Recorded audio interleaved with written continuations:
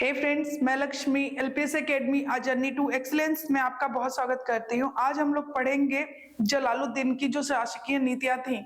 जैसा कि आप लोग जानते हैं कि 13 जून 1290 को जलालुद्दीन किलोगढ़ी या किलूगढ़ के किले में अपना राजरोहण करवाता है और 1 साल तक वहीं रहता है, उसी को अपनी राजधानी बनाता है।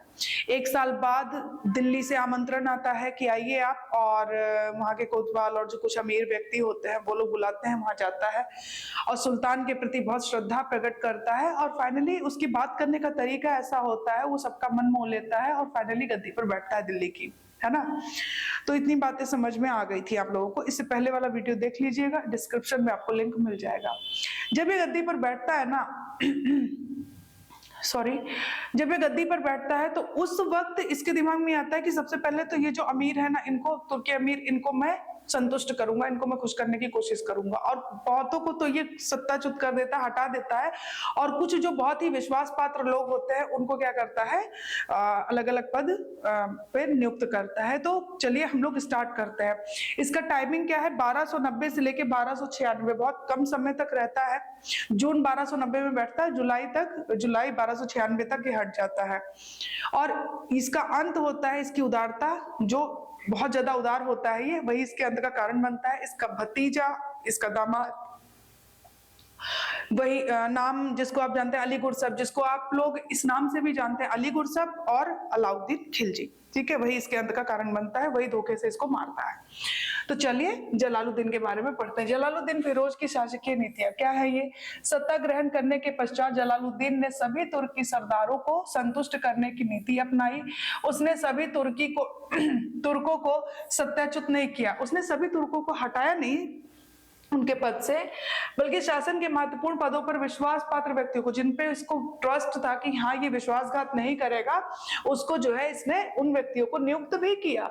बलबन का भतीजा था मलिक छज्जू, क्या नाम था, मलिक छज्जू, उसे कड़ा मानिकपुर, यही कड़ा मानिकपुर में ही अलाउद्दीन खिलजी अली गुरसब इसको धोखे से बुलाता है, ठीक है, और वहां पे बहुत ही ज्यादा भावुक कर देता है अपनी बातों से और इसकी हत्या कर देता है। कड़ा मानिकपुर का सूबेदार बनाया गया। तो बलबन का भतीजा मलिक छज्जू को कड़ा मानिकपुर का सूबेदार बनाया, इंपॉर्टेंट। फखरुद्दीन दिल्ली का कोतवाल ही रहा, फखरुद्दीन बलबन के समय से ही था। सॉरी, आज मेरा गला खराब है तो थोड़ा सा प्लीज एडजस्ट करिएगा, है मुझे कोल्ड है, ठीक है, ओके। फखरुद्दीन दिल्ली का कोतवाल ही रहा। ख्वाजा खातिर को इसने वजीर रहने दिया और सुल्तान ने अपने सबसे बड़े पुत्र को खाने खाना, सबसे बड़ा पुत्र जो था उसको खाने खाना, 3 पुत्र थे, दूसरे को इसने अर्कलिक और तीसरे को इसने कद्र खां की उपाधि दी, ठीक है। और सुल्तान का जो छोटा भाई था ना, उसको एगरश खां की उपाधि तथा अरीज मुमालिक बनाया गया। अरीज मुमालिक, तो ये इंपॉर्टेंट है। अरीज मुमालिक कौन है, छोटा भाई इसका है सुल्तान का यगरश, ठीक है। अपने भतीजे अलाउद्दीन, जो इसका भतीजा था, जो इसको मारता है, जो इसके साथ विश्वासघात करता है, और अलमास बेग को उच्च पद प्रदान किया, तथा अपने संबंधी अहमद चप बहुत इंपॉर्टेंट, अमीर हाजिब पद, और अरीज मुमालिक, याद रखिएगा, अरीज मुमालिक इसका भाई अगरस, और जो अहमद चप था उसको अमीर हाजिब, ठीक है। तो ये बात समझ में आ गई, जलालुद्दीन फिरोज की शासकीय नीतियां, ठीक है।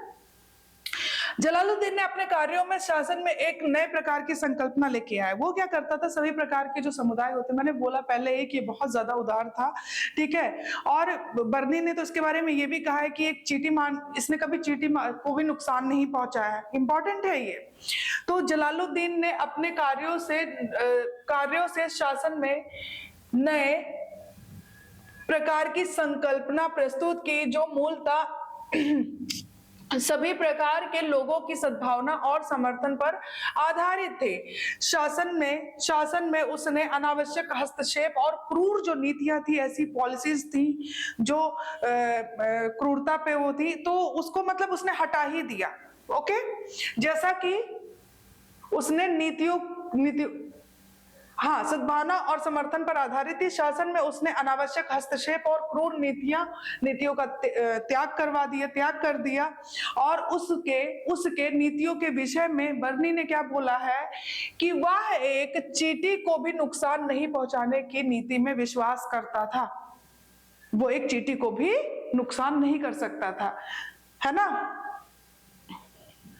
ओके, सुल्तान बनने के अवसर पर जलालुद्दीन 70 वर्ष का था, इसकी एज बहुत ज्यादा थी उस वक्त। दुर्बलता उसके चरित्र से प्रकट होने लगी थी, दुर्बलता उसके चरित्र से प्रकट होने लगी थी। यद्यपि वह एक योग्य सेनापति था, परंतु वह युद्ध प्रिय नहीं रह गया था। देखिए, सेनापति था और उसके अंदर मतलब क्रूरता का भी नहीं था, ठीक है, क्रूर नीतियों को उसने बिल्कुल हस्तक्षेप की नीति अपनाई। तो ये सारी चीजें थी, और ये भी मायने रखता है कि आपका स्वभाव कैसा है, आपके शासन करने की नीतियां कैसे, कि आप उतने दिन तक गद्दी पर टिक सकते हो, ठीक है। वह रक्तचाप से घृणा करता था। अब बताइए, आप सेनापति हैं और आप रक्तचाप से ही घृणा कर रहे हैं, तथा इसका ये भी मतलब नहीं है कि आप खून ही बहाते रहो, ठीक है। शांति प्रिय जीवन व्यतीत करना चाहता था, शांति प्रिय, तो आप संन्यास ले लेते, इसकी जरूरत ही नहीं थी। वह एक धर्मपरायण मुसलमान था तथा हिंदुओं को बलात् और धर्मांतरित करने या फिर अपमानित करने की जो नीति का मतलब ऐसी नीतियों का विरोध करता था जो किसी धर्म को अपमानित करे। सिंपल सी बात यह है। अपने निकट सहयोगी अहमद चप का नाम आया ना, ठीक है, कौन से पद पर रखा था इन्हें? अमीरे, देखिए, अमीरे हाजिब, ठीक है। अहमद चप के साथ बहस करते हुए उसने हिंदुओं द्वारा मूर्ति पूजा करने, अपने धर्म का प्रचार करने और अनुष्ठानों का संपादन करने का भी पक्ष लिया, ठीक है। उसने उनसे इस बात पे आर्ग्यू भी किया अहमद चप से, और उसने सीधा बोला कि हिंदुओं द्वारा जो मूर्ति पूजा की जाती है, क्योंकि आप भी जानते हो इस्लाम जो है क्या करता है, मूर्ति पूजा का विरोध करता है। मैंने इस्लाम धर्म की स्टार्टिंग कहाँ से हुआ है ना, वो काफी डिटेल में पढ़ा है, आप लोग को डिस्क्रिप्शन में लिंक मिल जाएगा, आप लोग जरूर पढ़ लीजिएगा, ठीक है। तो हिंदुओं द्वारा मूर्ति पूजा करने और अपने धर्म का प्रचार करने, अनुष्ठानों का संपादन करने, जो हिंदू धर्म में अनुष्ठान वगैरह होते हैं, उन सबका उसने पक्ष लिया, ठीक है। तो ये सभी समुदाय को सबसे पहले ही आप लोग को एक लाइन में समझ में आ जाना चाहिए कि सभी समुदायों की इज्जत करता था, है ना। जलालुद्दीन के समय में हुए विद्रोह। अब देखिए, जलालुद्दीन के समय में हुए विद्रोह। जलालुद्दीन खिलजी एक निष्ठावान, निष्कपट और उदार व्यक्ति था। इसके समय में विद्रोह होगा, ये लड़ पाएगा जो एक चींटी नहीं मार सकता है।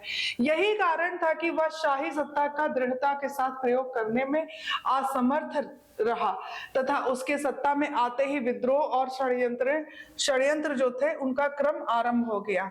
सुल्तान कुछ कर ही नहीं रहे, चुपचाप बैठे हुए हैं और उसके आसपास के लोग षड्यंत्र कर रहे हैं, किंतु विद्रोहियों के प्रति उसने दुर्बल नीति अपनाई और कहा, मैं एक वृद्ध मुसलमान हूं। ये इंपॉर्टेंट है, ये इंपॉर्टेंट है। मैं एक वृद्ध मुसलमान हूं और मुसलमानों का रक्त बहाने की मेरी आदत नहीं है। ये पूछ सकता है कि ये किसका कहा हुआ, तो ये स्टेटमेंट याद रखिएगा, मैं एक वृद्ध मुसलमान हूं और मुसलमानों का रक्त बहाने की मेरी आदत नहीं है। जलालुद्दीन खिलजी के समय 1290 ईस्वी में कड़ा मानिकपुर के सूबेदार मलिक छज्जू ने विद्रोह कर दिया था। ये वही मलिक छज्जू है जो कि बलबन का रिलेटिव था। इसने विद्रोह कर दिया और उसने सुल्तान मुगीसुद्दीन की उपाधि धारण कर ली। विद्रोह तो किया ही और मुगीसुद्दीन की उपाधि भी धारण कर ली और अपने नाम के सिक्के चलाए तथा खुतबा पढ़वाया। अपने नाम के सिक्के चलवाए, खुतबा भी पढ़वाया मलिक छज्जू ने।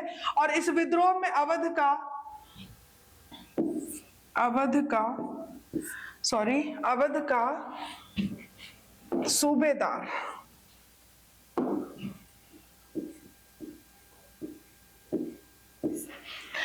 का सूबेदार हातिम और मलिक छज्जू के साथ था। तो जो अवध सूबेदार था वो भी इसके साथ था। तो कहने का मतलब ये है कि जो इसके समय में विद्रोह हुए थे तो वो किसका था, मलिक छज्जू का नाम दिमाग में रखिएगा। उसने उपाधि भी ली थी, ठीक है। तो जलालुद्दीन खिलजी एक निष्ठावान निष्कपट व्यक्ति था। सिंपल सी बात है, उसने सीधा बोल दिया कि मैं एक वृद्ध मुसलमान हूँ, 70 वर्ष, आपको पता है ये जब बैठा है तो इसकी आयु हुई थी, और मुसलमानों का रक्त बहाना मेरी आदत नहीं है। और ये बहुत ज्यादा उदार। एक विशाल सेना के साथ वह बदायूं के मार्ग से दिल्ली की ओर बढ़ना आरंभ किया। बदायूं में मलिक बहादुर और आलम गाजी अपनी सेना के साथ मलिक छज्जू से आ मिले। अब देखिए, एक विशाल सेना के साथ वह बदायूं के मार्ग से दिल्ली की ओर बढ़ना आरंभ करता है। बदायूं से दिल्ली की ओर बढ़ता है। बदायूं में मलिक बहादुर और आलम गाजी अपनी सेना के साथ मलिक छज्जू से आ मिले। मलिक छज्जू क्या है? जिसने विद्रोह किया है ना। मलिक छज्जू कौन है? जिसने विद्रोह किया है, ठीक है। तो उससे आके मिल गए। जलालुद्दीन इस विद्रोह को दबाने के लिए स्वयं सेना के साथ कूच किया। स्वयं आता है सेना के साथ, ठीक है। और अपने ज्येष्ठ, जो उसका बड़ा पुत्र था, ज्येष्ठ पुत्र था, वो खाने खाना, है ना, को राजधानी का दायित्व सौंप दिया। खाने खाना को बोला कि तुम देखो, ठीक है।